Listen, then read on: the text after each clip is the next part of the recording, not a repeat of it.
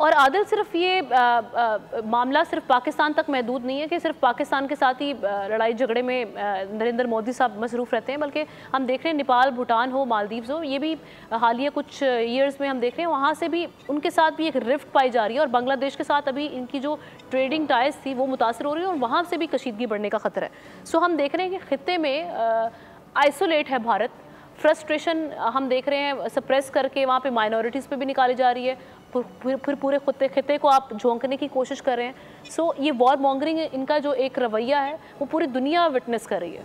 आदिल जी हाँ, मैं देखें पहले भी ये बात कर रहे थे ना मामना कि जो उनको थोड़ा सा इकोनॉमी में बूम मिला तो वो उसके बाद उन्होंने क्या किया, एक रिस्पॉन्सिबल स्टेट बनकर अपने रीजन में अपनी नेबरिंग कंट्रीज़ के साथ ट्रेड कर कर इन्वायरमेंट को बेटर करते उन्होंने अपनी डोमिनेंस और सुपरमेसी को तरजीह दी। वो जो बात अभी कमर भी कर रहे थे कि जो हिंदुत्वा अप्रोच है, जो माइंडसेट है बीजेपी का, एक्सपेंशनिस्ट अप्रोच है इंडिया की, उसको उन्होंने तरजीह दी। उन्होंने कहा ठीक है, हम अगर रीजन में अपनी सुपीरियॉरिटी रखना चाहते हैं तो फिर हमें इकदामात करने होंगे। बिल्कुल आपने ठीक एग्जांपल दी, बांग्लादेश के साथ उनकी टाइज हो, श्रीलंका के केस में आप देख लें कि वो किस तरीके से वहां पर भी अपनी इन्वॉल्वमेंट करते हैं, इन्फ्लुएंस करते हैं। पाकिस्तान के केस में आप देखें अब तो हमारी उनके साथ ट्रेड भी नहीं है, स्पोर्ट्स भी नहीं है, लेकिन वो करार नहीं पा रहे। पाकिस्तान ने तो खुद बहुत बड़ी लड़ाई लड़ी है टेररिज्म के खिलाफ। जी आपको मेरी आवाज आ रही है? बिल्कुल बिल्कुल, आप कंटिन्यू करें काइंडली। जी जी। तो पाकिस्तान ने एक बहुत बड़ी लड़ाई लड़ी है और पाकिस्तान दहशतगर्दी का खुद शिकार रहा है। पाकिस्तान ने पूरी दुनिया को यह साबित किया है कि हमने दुनिया की जंग भी लड़ी है, क्योंकि अगर हम उन टेररिस्ट से ना लड़ते तो फिर वो दुनिया के लिए पूरी चैलेंज और खतरा थे, वो रीजन के लिए खतरा थे। सो इस वजह से ये बड़ा इंपॉर्टेंट है इस बात को समझना जी। बड़ा इंपॉर्टेंट है इस चीज़ को समझना कि इंडियन अपनी डोमिनेंस के लिए जो कुछ कर रहे हैं इसके नताइज बहुत बुरे आएंगे। बिल्कुल अच्छे नताइज नहीं आने वाले, इसका रिजल्ट बहुत ख़राब निकलेगा। और हम देखें, मैं बार बार एक चीज़ कह रहा हूं कि क्या इंडिया का दुनिया को नहीं पता, अमेरिकन को नहीं पता, कनाडा को नहीं पता कि वो सिख टारगेट किलिंग के अंदर इन्वॉल्व है? क्या जॉइंट इन्वेस्टिगेशन अमेरिकन और कैनेडियंस ने जब की तो उनको नहीं पता कि वो इसके अंदर जो है वो इंडियन इंटेलिजेंस एजेंसीज इन्वॉल्व हैं? इसी तरह कतर के अंदर जब उन्होंने ये सब कुछ किया, उनके एक्स स्पाई पकड़े गए, फिर वो उनको छुड़वा के वहां से लाए, तो उनको नहीं पता इन तमाम बातों का। सो दे नो एवरीथिंग, और सारी दुनिया को पता है, world knows reality behind this. लेकिन इस वक्त इशू ये है कि ज़ाहिर है बहुत सारे मुल्कों के अपने, लेकिन जो एक परसेप्शन पाया जाता है, लेकिन इस वक्त ठीक है, हर मुल्क के अपने इंटरेस्ट पाए जाते हैं, जिसकी वजह से हम देखते हैं कि यहाँ पर कॉम्प्रोमाइज़ हो जाते हैं जब when it comes to morality. तो यहाँ पर दुनिया जो है उसका रोल, एक अजीब ही चेहरा दुनिया के सामने आता है। तो अब ये जो आप बात कर रहे थे एक्स्ट्रा जुडिशल या एक्स्ट्रा टेरिटोरियल वायलेशंस की, जो भारत माजी में भी करता रहा है और इसके शवाहिद दुनिया के सामने मौजूद है, अमेरिका हो, कनाडा हो या दीगर ममालिक हो, वो इसका शिकार रह चुके हैं। सो अब जो एक परसेप्शन पाया जाता था कि भारत, जो अमेरिका है उसकी आशीर्वादी भारत को हासिल है और वो खित्ते में चाइना को कंटेन करने के लिए भारत को यूज़ कर सकता है। ये डोनाल्ड ट्रंप साहब, उनकी प्लेट में हम देखें बहुत सारे और मामलात हैं, वो और भी मामलात में उलझे हुए हैं। अब ये अगर सिचुएशन ऐसी बनती है जिसमें हम देख रहे हैं कि एस्केलेशन, चूँकि भारत बढ़ा रहा है, एस्केलेशन इम्पोज कर रहा है जंग, अमेरिका का किरदार आप आने वाले दिनों में किस हद तक देख रहे हैं? देखिए, अमेरिकन प्रेसिडेंट जो है इस वक्त, वो तो अपेरेंटली एंटी वॉर ही है इस वक्त। वो तो आप देखें जहाँ जहाँ रीजन में कॉन्फ्लिक्ट है, उन्होंने जहाँ पर भी कोई बातचीत करने की कोशिश की तो उन्होंने डी एस्केलेट करने के लिए रोल प्ले किया है अपना। यूक्रेन रशिया की एग्जांपल हमारे सामने है, और इसके अलावा वो एंटी वॉर है। वो तो खुद अपनी ट्रूप्स को भी निकालने के हक में है कि उनको बहुत ज़्यादा उनकी इंगेजमेंट ना हो दुनिया में, और वो लिमिटेड। लेकिन हमारे हक में बोलते हैं या नहीं बोलते, ये एक $1 मिलियन क्वेश्चन है जो हमें आने वाले दिनों में समझ आएगी बात, या नजर आएगा।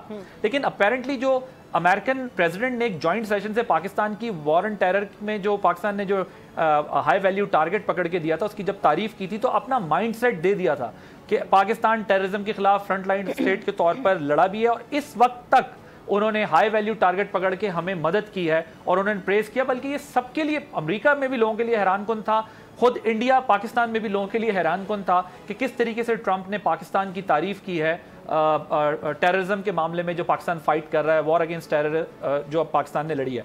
सो अमेरिका, मुझे यही लगता है कि टेंशन, जिस तरह मार्क रूबियो कांटेक्ट कर रहे हैं, दोनों कंट्रीज़ को एंगेज किया हुआ है, पाकिस्तान से भी कह रहे हैं, इंडिया से भी कह रहे हैं आप टेंशन को डी एस्केलेट करें, ये फर्दर बढ़नी नहीं चाहिए। हमने भी गालिबन शायद अपना पैगाम दे दिया है कि हम इसको एस्केलेट नहीं करना चाहते, फर्दर लैडर अप नहीं करना चाहते। हम जो चाहते हैं हमने बता दिया। इंडिया क्या चाहता है, ये सवाल है ना। अगर इंडिया यहाँ पर रुकता है तो बात तो ठीक है, लेकिन अगर इंडिया कहता है कि इसके बाद भी वो इस तरह की चीज़ें करेगा, तो फिर तो चीज़ें हाथ में नहीं रहेंगी। फिर अमेरिका क्या कर लेगा? अगर दो मुल्क न्यूक्लियर स्टेट्स का स्टैंड ऑफ नहीं ख़त्म होता तो अमेरिका क्या कर लेगा? फिर अमेरिका को प्रैक्टिकली इंटरवेंशन तो नहीं कर सकता ना। लेकिन जहाँ तक बात है अमेरिका की, मेरा ख्याल है अमेरिकन इन्फ्लुएंस काम आएगा। माजी में भी जब पाकिस्तान इंडिया की कन्फ्रंटेशन और टेंशन हुई है तो अमेरिकन इन्फ्लुएंस नज़र आया है और अमेरिकन ने रोल प्ले किया है। सो अभी भी ये प्ले कर सकते हैं, लेकिन इंडिया कहाँ खड़ा है, ये एक बहुत इंपॉर्टेंट बात है। और इंडिया को ये समझने की ज़रूरत है कि इंडिया जिस खुमार में है वो खुमार उतर जाएगा। पाकिस्तान की कोशिश सिर्फ यही है। अब ये जो इस वक्त हम सिचुएशन देख रहे हैं, जी जी, क्या दुनिया को नहीं पता कि अगर इंडिया क्लेम करता है कि पाकिस्तान के अंदर टारगेट किलिंग्स करता है, वो एडमिट करते हैं कि हम पाकिस्तान के अंदर टारगेट किलिंग के अंदर, हमारी उनकी इंटेलिजेंस एजेंसी रॉ के लोग एडमिट करते हैं कि हम करते रहे अपने टारगेट्स को, जिन्हें वो टारगेट समझते हैं। मैंने आपको एग्जाम्पल दी, कतरियों ने पकड़ लिए थे इनके एक्स मिलिट्री के लोग, वो ये अपने बॉलीवुड का इन्फ्लुएंस यूज करके उनको छुड़वा के लाए अपने एक्स मिलिट्री के लोगों को, इंटेलिजेंस के लोगों को। सिख टारगेट किलिंग में अमेरिका और कनाडा ये बात कर चुका है। तो इसके अलावा ऑस्ट्रेलिया, कितनी दुनिया के पास इंडियंस के एविडेंसेस मौजूद हैं कि इंडियंस ये इन्वॉल्वमेंट है पाकिस्तान के अंदर। आप सोचें, नहीं, हमारे पास जब आर्च राइवल है पाकिस्तान का, जब वो जीता जाता सबूत कनाडा में कर सकता है, अगर वो जी, अगर उसकी मिडिल ईस्ट के अंदर इन्वॉल्वमेंट मिल रही है आमना, अगर वो कनाडा में कर सकता है तो वो पाकिस्तान में क्यों नहीं कर रहा? क्या BLA, BLF और फितना अल खवारिज को रॉ फंड नहीं करता? क्या हमने अभी कुछ दिन पहले भी एक सबूत नहीं दिया जेलम से, जो मजीद नाम का बंदा पकड़ के बताया जो इंडियन इंटेलिजेंस ऑफिसर्स के साथ राब्ते में था? तो पाकिस्तान अपना केस बहुत अच्छे तरीके से प्लीड कर रहा है और पाकिस्तान के लिए इस वक्त सिर्फ और सिर्फ एक ही चीज़ सामने है और वो पाकिस्तान का दिफा, चप्पे चप्पे का दिफा।